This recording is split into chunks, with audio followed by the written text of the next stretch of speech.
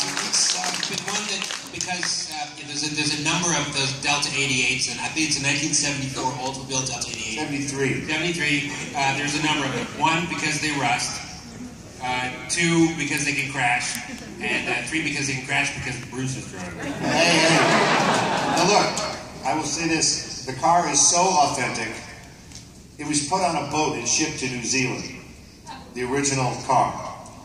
And I know because back in high school, when Sam first we drove around in that car, you'd open the door, and you know that when you leave a key in the car, the older cars, you'd hear.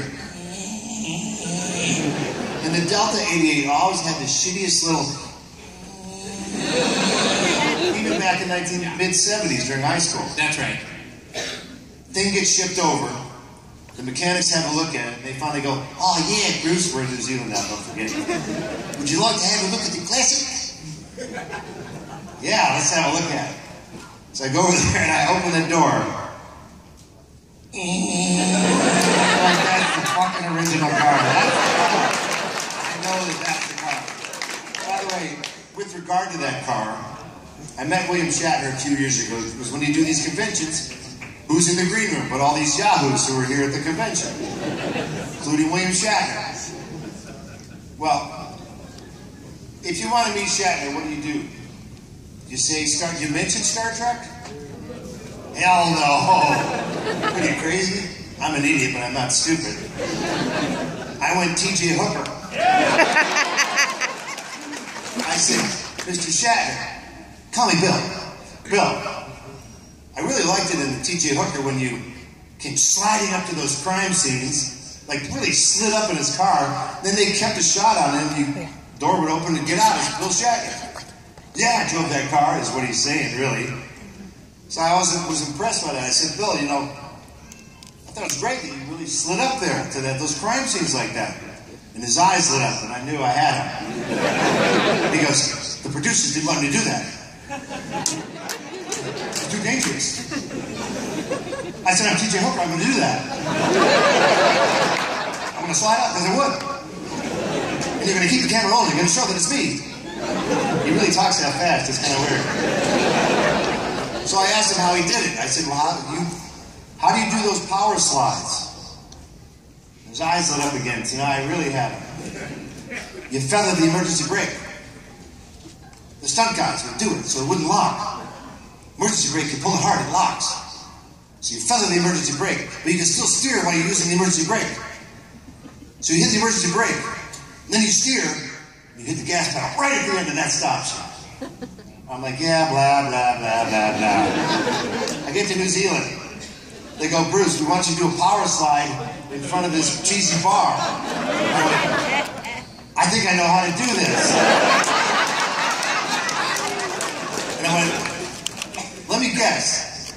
It's a 4-step process. Take your foot off the accelerator, hit the emergency brake, number 2, steer number 3, stop number 4 with the brake." Stunt guy goes, "Oh yeah, how'd you know that, mate? That's exactly what you're supposed to do." So that's what I did, and it's in the show. I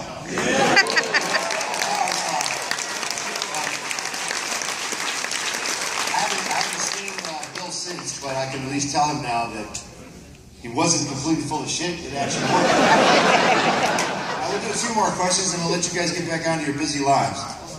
Someone from the interesting sections. Yeah, over here. Last movie was so long ago. What I've noticed, a change in technology. The blood delivery system is so much better now.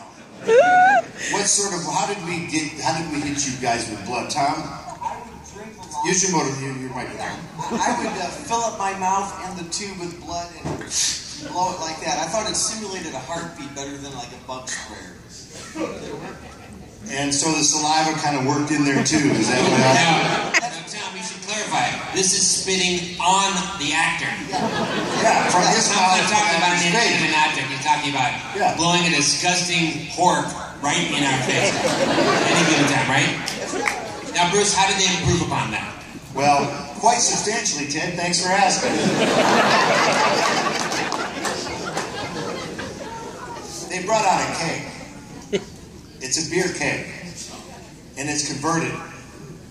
And it's pressurized. And it's full of blood. And when they wheel this thing out, they have two guys wheel it out. And the whole crew, I see that they're taping up everything in plastic. Because what we're trying to do is we're not using the digital blood. We're trying to use real blood. And when you do that, when you have a chainsaw cut into a pressurized tube, you don't actually know where the blood is going to go. So one time I had to dispatch a deadite with the chainsaw on the head, and all the blood hit the entire crew, and I didn't get a single drop. Suck on that, bitches. That is really pressurized. I mean, that is coming out of there. We also went low tech. Low tech works, but the Kiwis, God bless them, they're so straightforward. It's like one guy goes, "Oh yeah, Bruce, I found a new delivery system." Because I'm supposed to dispatch a deadite now above me, and the chainsaw is digging into the deadite, and the blood's coming from above. So a guy gets on a ladder with a seed spreader.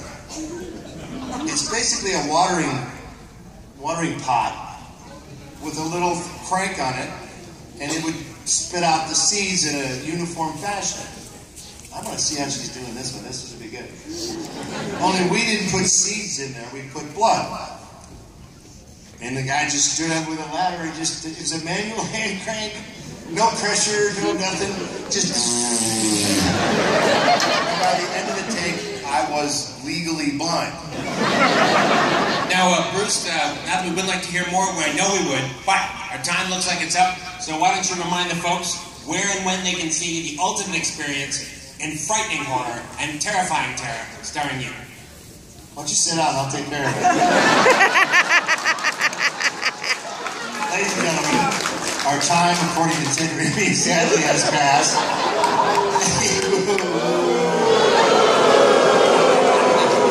Go fuck yourself. Ladies and gentlemen, I'd like to get a big round of applause for all the actors.